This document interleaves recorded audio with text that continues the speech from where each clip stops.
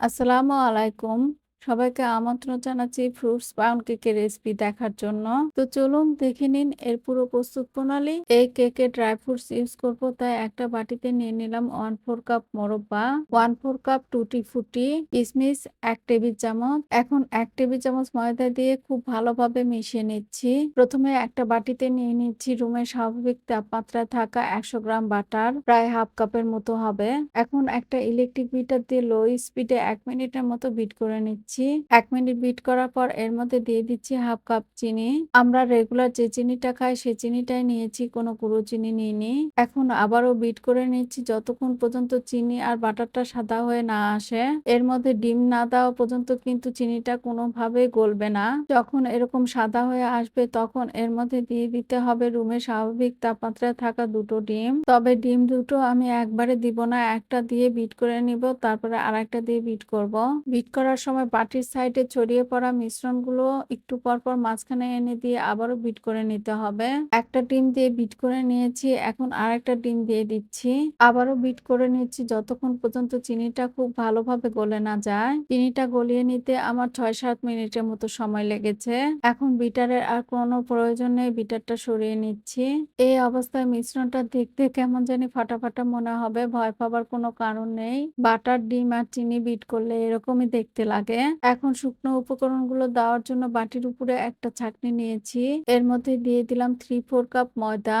1/3 cup দিয়ে দুইবার দিলে 3/4 কাপ হয়ে যাবে। গুঁড়ো দুধ 1 টেবিল চামচ, কর্নফ্লাওয়ার 1 চা চামচ, বেকিং পাউডার হাফ চা চামচ, লবণ 1/8 চা চামচ, 1/4 চা চামচের অর্ধেক দিলে 1/8 চা চামচ হয়ে যাবে। এখন শুকনো উপকরণগুলো চেলে নিচ্ছি।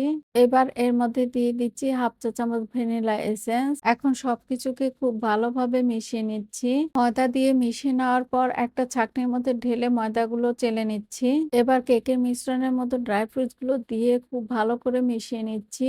একটা কেকের মোল্ডের চারপাশে এবং নিচে তেল মাখিয়ে নিচে একটা কাগজ বিছিয়ে নিয়েছি।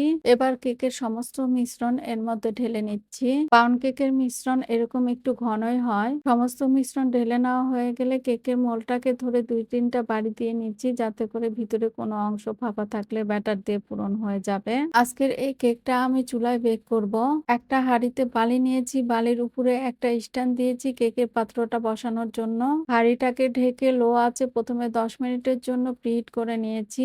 এবার কেকের মোল্ডটাকে খুব সাবধানে এর মধ্যে বসিয়ে দিলাম। এখন ঢেকে দিব আর লো আঁচে বেক করে নিব 40 থেকে 50 মিনিট। যারা ওভেনে বেক করতে চান 180 ডিগ্রি সেলসিয়াস তাপমাত্রায় ওভেনটা প্রথমে 10 মিনিটের জন্য প্রিহিট করে নেবেন, তারপর ওই একই তাপমাত্রায় বেক করে নেবেন 40 থেকে 50 মিনিট। 50 মিনিট পর আসলাম, একটা কাঠি দিয়ে চেক করে নিচ্ছি, কাঠিটা ক্লিন বের হয়েছে, তার মানে কেকটা খুব ভালোভাবে হয়ে গিয়েছে। এখন এটা চুলা থেকে নামিয়ে ঠান্ডা করে নিব, তারপরে আপনাদের কেটে দেখাবো। কেকটা ঠান্ডা হওয়ার পর চাকু দিয়ে চারপাশে ছাড়িয়ে উপর করে ঢেলে নিচ্ছি। নিচে যে কাগজটা দিয়েছিলাম সেটা সরিয়ে নিচ্ছি। এবার একটা চাকু দিয়ে স্লাইস করে কেটে নিচ্ছি। ড্রাই ফ্রুটস গুলো শুকনো ময়দা মিশিয়ে দিলে কেকের নিচে গিয়ে জমা হয়ে থাকে না, এরকম সুন্দরভাবে চারিদিকে ছড়িয়ে থাকে। এই কেকটা খেতে কিন্তু আলহামদুলিল্লাহ অনেক মজা। সবাই ভালো থাকবেন। আজ এই পর্যন্তই। আল্লাহ হাফেজ।